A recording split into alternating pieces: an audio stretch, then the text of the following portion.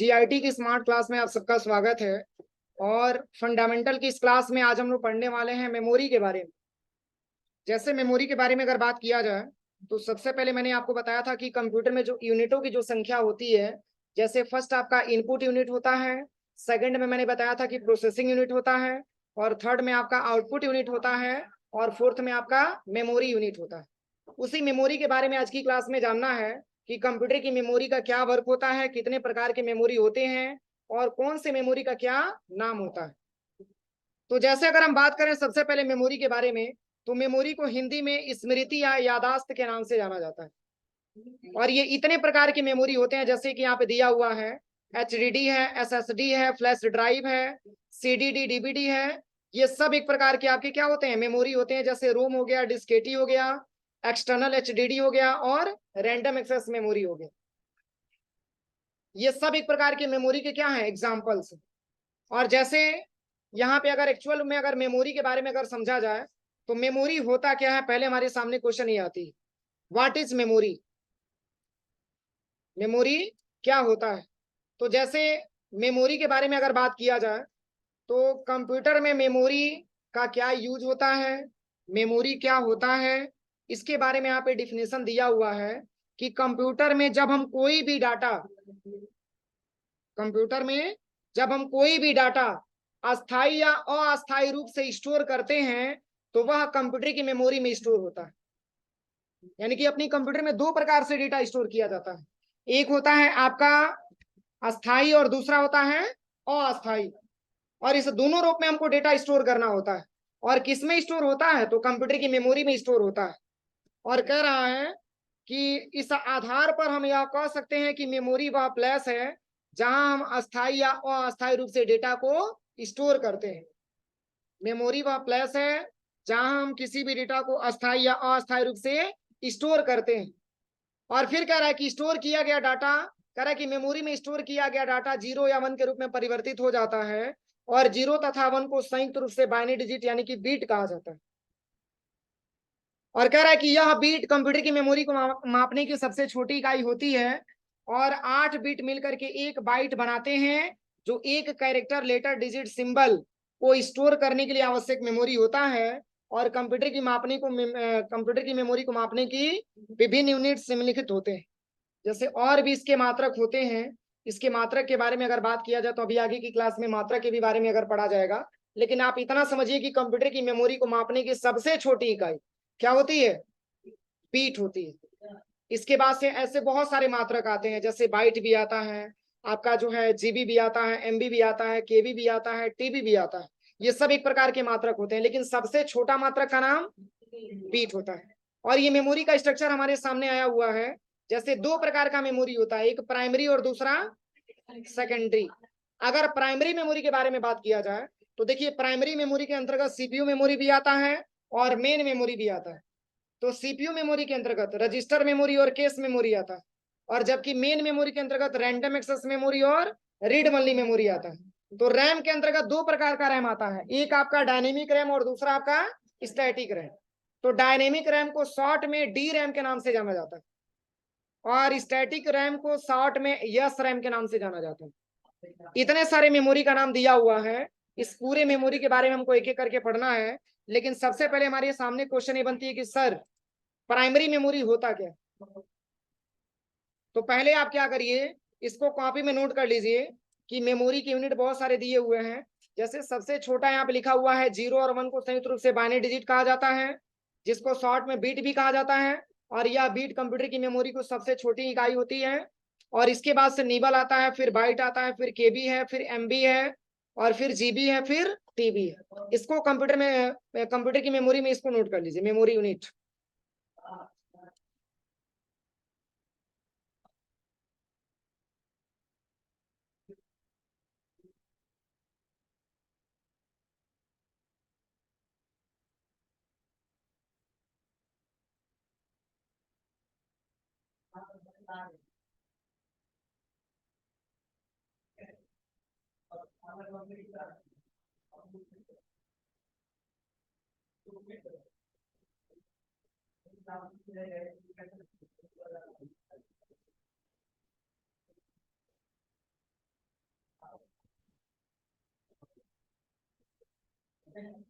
हम्म।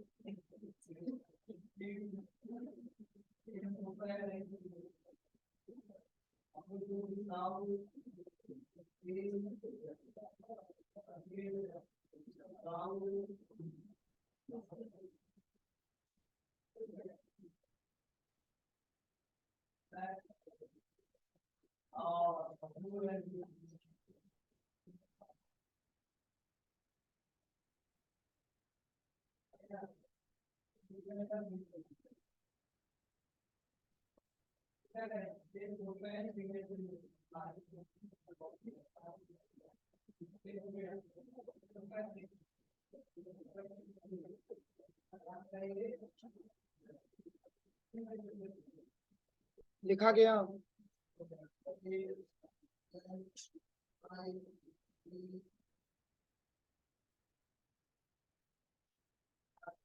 लिखा गया सबका। हाँ, हाँ, तुम बैठ के मोबाइल ही चलाओ, कॉपी मत निकालो। क्या बना रहे हैं? मैं बोला हूँ पहले लिखा लिखो अपना, अभी बाद में उसको दिखवा लिया जाएगा, मोबाइल में ही बिजी रह रहे हो। लिखा गया। देखिए, सबसे पहले अगर मेमोरी के मात्रक के बारे में बात किया जाए, तो मैंने अभी आपको इंट्रोडक्शन में पढ़ाया है कि सबसे छोटी मात्रक जिसको हम बीट बोलते हैं, यानी कि ये 0 और 1 को संयुक्त रूप से बीट कहा जाता है, बाइनरी डिजिट होता है। जैसे मैंने आपको हार्डवेयर और सॉफ्टवेयर पढ़ाते समय मैंने आपको बताया था कि कंप्यूटर इंग्लिश और हिंदी लैंग्वेज को नहीं समझता। वो समझता है तो उसकी खुद की भाषा होती है, जिसको हम बाइनरी लैंग्वेज बोलते हैं, जिसको हम जो है कंप्यूटर की भाषा बोलते हैं। यानी कि कंप्यूटर जो समझता है वो अपना जो है बाइनरी लैंग्वेज को ही समझता है, बाकी हिंदी और इंग्लिश लैंग्वेज को नहीं समझता।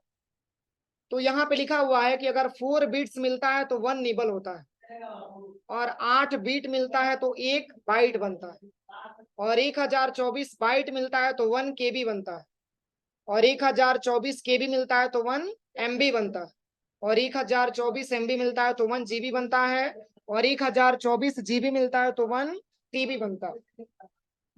यानी कि आप कह सकते हैं कि सबसे बड़ा मात्रक का नाम 1 TB आप बोल सकते हैं। समझ में आ रहा है ना? और सबसे छोटा मात्रक का नाम बीट होता है। तो चलिए, इस मात्रक के बारे में हम लोगों ने समझा। अब हमारे सामने क्वेश्चन ये बनती है कि सर प्राइमरी मेमोरी होता क्या?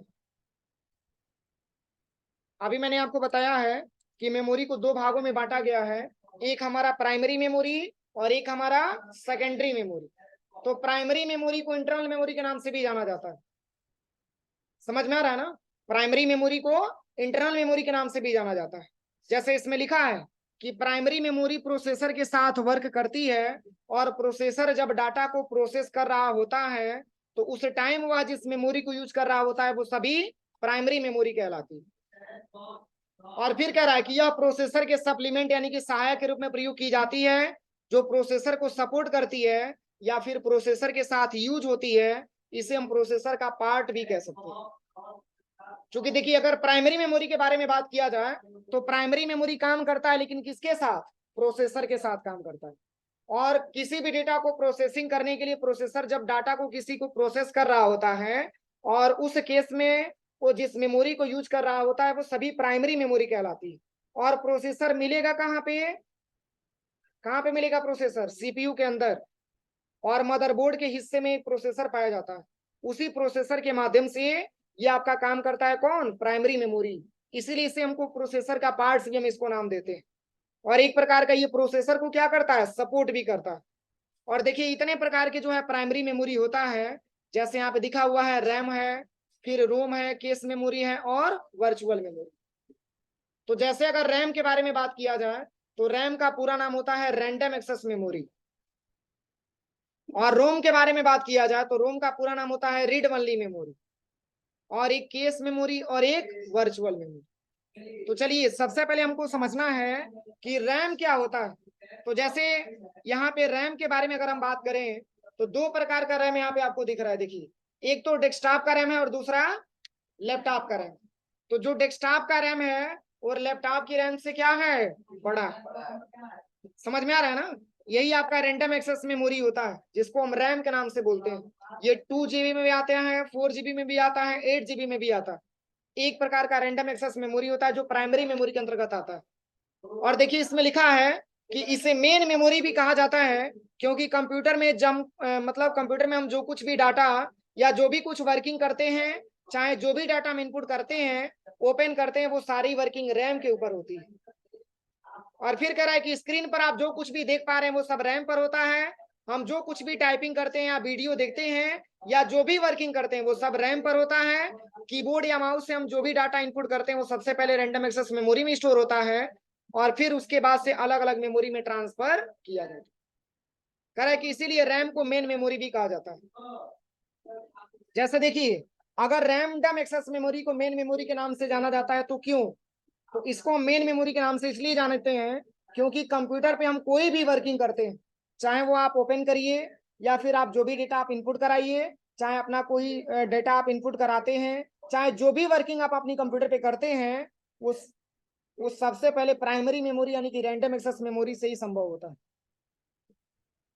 समझ में आ रहा है ना। जैसे कीबोर्ड से आपने कोई डेटा इनपुट कराया, माउस से आपने कोई डेटा इनपुट कराया, तो सबसे पहले किस मेमोरी से वो होगा, प्राइमरी मेमोरी, जिसको हम रैंडम एक्सेस मेमोरी के नाम से जानते हैं। यानी कि रैम से ही होकर के वो सारे के सारे काम किए जाते हैं। इसलिए रैम को मेन मेमोरी के नाम से जाना जाता है और इसको बहुत सारा नाम से जाना जाता है, जैसे आगे क्लास में अभी हम बता रहे हैं। जैसे देखिए, इसमें जो कुछ भी आप टाइपिंग करते हैं, चाहे जो भी वीडियो देखते हैं, चाहे एनीवन कोई भी आप वर्किंग अपनी कंप्यूटर पे अगर आप कर रहे हैं, तो आप ये समझिए कि वो सभी आपकी प्राइमरी मेमोरी यानी कि रैंडम एक्सेस मेमोरी पे वो हो रहा है। और देखिए और भी रैंडम एक्सेस मेमोरी का क्या है यहाँ पे बता रहा है कि रैम को टेम्पोररी मेमोरी भी कहा जाता है। रैम को टेम्पोररी मेमोरी भी कहा जाता है। टेम्पोररी मतलब कुछ समय के लिए, ये स्टेबल नहीं होता है, अस्थाई नहीं होता है, और अस्थाई मेमोरी होता है। और कह रहा है कि रैम को टेम्पोररी मेमोरी भी कहा जाता है क्योंकि इसमें जो भी डाटा स्टोर किया जाता है वो परमानेंट बेस पर सेव नहीं होता। और फिर कह रहा है कि अगर बीच में लाइट चली जाती है तो डेटा हमारा लॉस हो जाता है, इसीलिए रैम को हम टेम्पोररी मेमोरी भी कह सकते हैं। टेम्पोररी का मतलब होता है कि कुछ समय तक, लंबा समय तक नहीं चलेगा लेकिन कुछ समय तक ये काम करेगा। जैसे मान के चलिए कि आप लैब में गए और आपने कोई सॉफ्टवेयर ओपन किया और प्रॉपर तरीके से आप उस सॉफ्टवेयर पे काम कर रहे हैं और किसी कारण बस आपका सिस्टम क्लोज होता है तो आपका डेटा लॉस हो जाता है, पुनः रिकवर नहीं होता। तो वो आप कह सकते हैं कि एक प्रकार की प्राइमरी मेमोरी है, यानी कि रैंडम एक्सेस मेमोरी पे कुछ समय तक डेटा रुका रहता है। और कह रहा है कि रैम को वोलेटाइल मेमोरी भी कहा जाता है क्योंकि पावर जाने के बाद डेटा क्या हो जाता है, लॉस हो जाता है। देखिए रैंडम एक्सेस मेमोरी एक ही नाम है ना, लेकिन इसको कितने कितने नाम से जाना जाता है। अभी मैंने इसको बताया कि मेन मेमोरी के नाम से भी जाना जाता है, अभी मैंने आपको बताया कि टेम्पोररी मेमोरी के नाम से भी जाना जाता है। अब दूसरा क्वेश्चन आ गया कि वोलेटाइल मेमोरी के नाम से भी जाना जाता है। तो वोलेटाइल क्यों बोला जाता है, क्योंकि पावर जाने के बाद डेटा हमारा क्या हो जाता है, लॉस हो जाता है। और फिर कह रहा है कि अगर बीच में फाइल सेव नहीं है तो वह डिलीट भी हो जाती है, और जब हम किसी भी फाइल को सेव करते हैं तो सेकेंडरी मेमोरी यानी हार्ड डिस्क पर सेव हो जाता है। जैसे मान के चलिए कि आप लैब में गए और आपने सिस्टम ओपन किया और उस पर प्रॉपर तरीके से आप काम कर रहे हैं और किसी कारण बस आपका सिस्टम बंद हुआ तो आपका डेटा लॉस हो जाता है, फिर वो आपका डेटा रिकवर नहीं हो पाता है। अगर आप ये चाहते हैं कि बाद में हमको ये डेटा मिल जाए तो इसके लिए पहले तो आप डेटा को क्या करते हैं, सेव करते हैं। तो जब हम सेव करते हैं डेटा को तो ये प्राइमरी मेमोरी नहीं, अब ये सेकेंडरी मेमोरी यानी हार्ड डिस्क में जाकर के डेटा आपका क्या हो जाता है, सेव हो जाता है। और सेव किया गया डाटा सेकेंडरी मेमोरी में जब चला गया तो आप जब चाहेंगे तब अपने डेटा को आसानी तरीके से ओपन कर सकते हैं। वो भी डिलीट होगा, लेकिन कब? जब आप चाहेंगे तब डिलीट होगा। जब सिस्टम को फॉर्मेट करेंगे तब डिलीट होगा। जब खुद से डिलीट करेंगे तभी डिलीट होगा, अदरवाइज अपने मन से डिलीट नहीं। अब देखिए इसके बाद से कह रहा है कि रैम को हम डिस्प्ले मेमोरी भी कहते हैं, क्योंकि स्क्रीन पर हमें जो कुछ भी दिखता है वो सब रैम पर होता है, इसलिए इसे डिस्प्ले मेमोरी भी कहा जाता है, और कभी कभी इसे फिजिकल मेमोरी के नाम से भी जाना जाता है। रैंडम एक्सेस मेमोरी एक ही है, लेकिन इसका नाम कई सारा दिया हुआ है। कौन कौन सा नाम है? तो मेन मेमोरी है, फिजिकल मेमोरी है, डिस्प्ले मेमोरी है, टेम्पोररी मेमोरी है, वोलाटाइल मेमोरी है,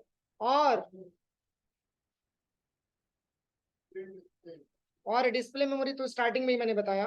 ये सब मेमोरी का नाम एक प्रकार की प्राइमरी मेमोरी और रैंडम एक्सेस मेमोरी का ही नाम होता है। इसको फिजिकल मेमोरी के नाम से भी जाना जाता है। कह रहा ना यहाँ पे कि जैसे मान के चलिए कि डिस्प्ले मेमोरी क्यों बोला जाता है? डिस्प्ले मेमोरी इसलिए बोला जाता है क्योंकि जो हम स्क्रीन पर देख पा रहे हैं ये देन है तो किसका? रैंडम एक्सेस मेमोरी का। इसलिए जो हम डिस्प्ले पे देख पा रहे हैं एक प्रकार का, हम उसको डिस्प्ले मेमोरी नाम दे सकते हैं। अब देखिए ये भी दो प्रकार के होते हैं। कितने प्रकार के? दो प्रकार के। इसमें फर्स्ट आता है आपका डायनेमिक रैम और सेकंड आता है स्टैटिक रैम। और डायनेमिक रैम को शॉर्ट में डी रैम के नाम से जाना जाता है, और स्टैटिक रैम को शॉर्ट में यस रैम के नाम से जाना जाता है। अब चलिए समझ लेते हैं डी रैम क्या होता है और यस रैम क्या होता है। तो देखिए यहाँ पे डी रैम दिया हुआ, तो डी रैम शॉर्ट में लिखा हुआ है, लेकिन इसका पूरा नाम क्या होता है? डायनेमिक रैम होता है। कह कि डायनेमिक रैम को एक निश्चित समय अंतराल के बाद रिफ्रेशमेंट की जरूरत होती है, और यह स्लोअर और डायनेमिक नेचर का होता है। मतलब यह ऐसा रैंडम एक्सेस मेमोरी होता है जो बहुत ही मतलब स्लो गति से काम करता है। और कह रहा है कि इस रैम में प्रोसेसिंग भी क्या होती है? स्लो होती है। और कह रहा है कि इस रैम में पावर भी ज्यादा कंज्यूम होता है, और यह सस्ती मेमोरी होती है। सस्ती मेमोरी क्यों होता है? क्योंकि ये स्लोअर मेमोरी है, स्लो से काम करता है, बहुत ही धीमी गति का मेमोरी है, इसलिए इसका रेट भी क्या होता है? सस्ता होता है। और फिर कह रहा है कि डी रैम एक साधारण रैम होता है जिसका प्रयोग कंप्यूटर में रैंडम एक्सेस मेमोरी के रूप में किया जाता है। और कह रहा है कि यह चार्ज के रूप में डेटा व सूचनाओं को स्टोर करता है। जैसे चार्ज के बारे में अगर बात किया जाए तो ये डेटा को तो स्टोर करता है, लेकिन इसका मात्रक का नाम क्या है? इसका मात्रक का नाम क्या है? चार्ज है। यानी कि चार्ज के रूप में डेटा व सूचनाओं को स्टोर करता है। चार्ज एक प्रकार का मात्रक है, और उसी मात्रक के रूप में ये डेटा स्टोर करने का काम कौन सा मेमोरी करता है? डायनेमिक मेमोरी करता है। और देखिए इसमें लिखा है कि इसकी खास बात यह है कि यह बहुत जल्दी जल्दी रिफ्रेश होता है। आप बताइए, अगर मेमोरी बार बार रिफ्रेश हो रहा है तो जब बार बार रिफ्रेश होगा तो सिंपल सी बात है उसकी गति क्या हो जाएगी? स्लो हो जाएगी। क्योंकि उस केस में आपका सीपीयू न तो किसी डेटा को रीड कर पाएगा, न तो किसी डेटा को राइट कर पाएगा। न रीड करेगा न राइट करेगा, इस केस में इसकी स्पीड क्या हो जाएगी? कम हो जाएगी। कह रहा है कि इसमें बार बार रिफ्रेश होता है, और कह रहा है कि यह 1 सेकंड में लगभग हजारों बार रिफ्रेश हो जाता है, और तथा प्रत्येक बार रिफ्रेश होते समय यह पहले के कंटेंट्स को मिटा करके वापस लाता है, और इसके जल्दी जल्दी रिफ्रेश होने के कारण इसकी गति क्या होती है? कम होती है। देखिए इसमें लिखा है कि यह 1 सेकंड में लगभग हजारों बार रिफ्रेश होता है। अगर 1 सेकंड में हजारों बार रिफ्रेश हो रहा है तो सोचिए कितना फास्ट ये होगा। अगर इतना फास्ट ये रिफ्रेश हो रहा है तो उतना जितना फास्ट ये रिफ्रेश होगा उतना इसकी गति क्या हो जाएगी? स्लो हो जाएगी। और कह रहा है कि क्योंकि जब यह रिफ्रेश हो रहा होता है तो सीपीयू ना तो किसी डेटा को रीड कर पाता है, ना ही राइट कर पाता है। उस केस में हमारा सीपीयू काम तो करता है, लेकिन उतना इजी तरीके से काम नहीं कर पाता है, क्योंकि इसकी प्रोसेसिंग बहुत ही फास्ट हो रही है। अब हमारी अगले ऑप्शन आते हैं, वो हमारा क्या है? Static RAM. और स्टैटिक रैम सिंपल सी बात है, इससे क्या होगा? डिफरेंट होगा। इसकी गति क्या होगी? ज्यादा होगी, फास्ट होगी, और ये उसके जैसा रिफ्रेश नहीं होगा। ये भी मेमोरी रिफ्रेश होगा, लेकिन उसके जैसा रिफ्रेश नहीं होगा। देखिए लिखा हुआ है कि यस रैम में डाटा बिट्स के रूप में सेव होता है। किस रूप में? बिट्स के रूप में सेव होता है, और यह एक फास्ट मेमोरी है। कौन सा मेमोरी है? फास्ट मेमोरी है। जब फास्ट मेमोरी है तो इसका कास्ट भी महंगा होगा। लिखा हुआ है इसका नेचर भी स्टैटिक होता है, और यह डी रैम की अपेक्षा क्या होता है?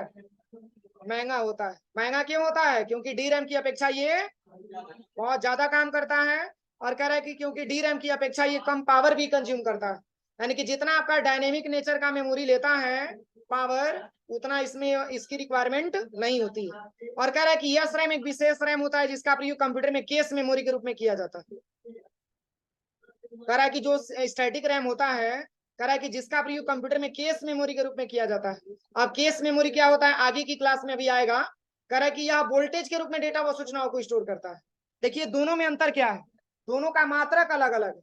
जैसे अगर आपसे पूछा जाएगा डी रैम के बारे में, तो डी रैम के बारे में आप बता सकते हैं कि यह डेटा को स्टोर करता है, लेकिन किस रूप में, चार्ज के रूप में। और जबकि जो स्टैटिक होता है, स्टैटिक किस रूप में, वोल्टेज के रूप में। दोनों का मात्रक अलग अलग है। और तीसरा आप एग्जांपल इसमें बता सकते हैं कि यार डी रैम की तरह बार बार रिफ्रेशमेंट नहीं होता। अगर ये भी डी रैम की तरह बार बार रिफ्रेश होता तो क्या आज इसकी गति अच्छी मिलती। और इसमें लिखा भी है कि इसकी खास बात यह है कि यह डी रैम की तरह रिफ्रेश नहीं होता है, और इसी कारण इसकी गति अधिक होती है, क्योंकि इसमें सीपीयू को रीड और राइट ऑपरेशन के लिए इंतजार नहीं करना पड़ता है, और किंतु यह बहुत महंगा होता है। इसीलिए इसका प्रयोग स्पेशल पर्पज के कंप्यूटरों में रैम के रूप में किया जाता है। मैंने टाइप्स ऑफ कंप्यूटर पढ़ाया है।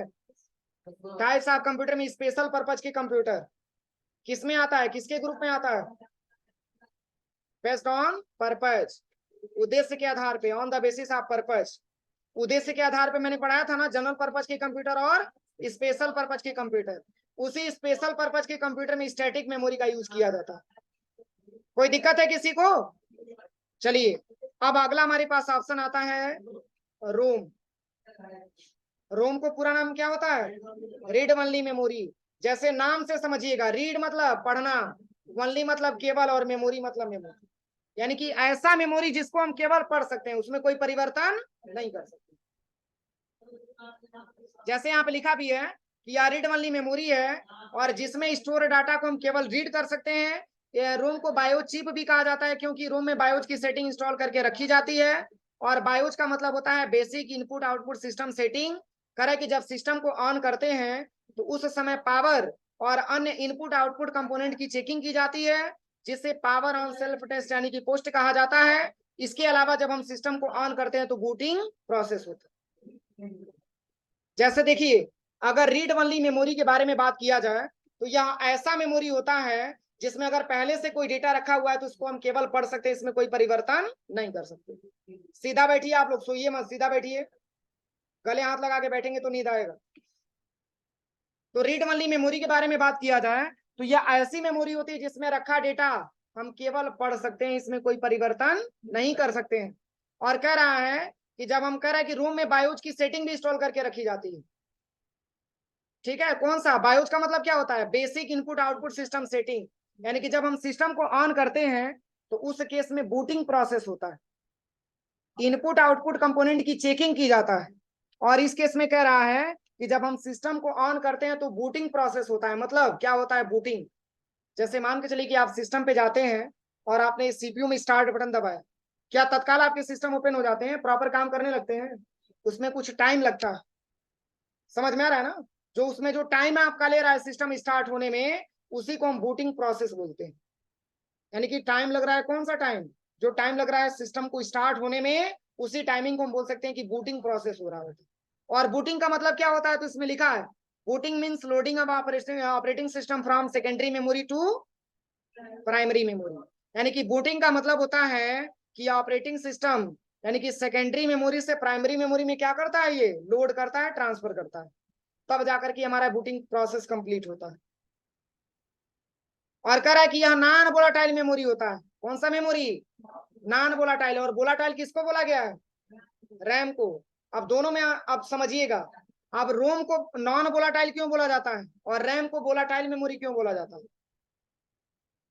तो देखिए, इसमें नॉन वोलाटाइल इसलिए बोला जाता है क्योंकि इसमें रखा डेटा हम केवल पढ़ सकते हैं, इसमें कोई परिवर्तन नहीं कर सकते। इस वजह से रोम को किस नाम से जाना जाता है, नॉन वोलाटाइल मेमोरी के नाम से। और वही अगर आपसे क्वेश्चन कहा जाए कि तब वोलाटाइल मेमोरी को रैंडम एक्सेस मेमोरी के नाम से जाना जाता है, क्यों, तो वोलाटाइल मेमोरी इसलिए बोला जाता है क्योंकि उस पर रखा हुआ डाटा लंबे समय तक स्टेबल नहीं रहता है, वो कब हमारा डेटा लॉस हो जाए इसकी कोई गारंटी नहीं होती। दोनों में अंतर समझ में आ रहा है ना। अब रोम भी कितने प्रकार के होते हैं, 3 प्रकार के। पहले इसमें समझिए, कह रहा है कि यह नॉन वोलाटाइल मेमोरी होती है क्योंकि इसमें रखा डेटा हम केवल रीड कर सकते हैं, इसमें कोई परिवर्तन नहीं कर सकते हैं, ना तो इसको एडिट कर सकते हैं और ना ही डिलीट कर सकते हैं। और रोम को फर्मवेयर भी कहा जाता है। इसका एक अलग नाम क्या दे दिया गया, फर्मवेयर भी नाम दे दिया गया।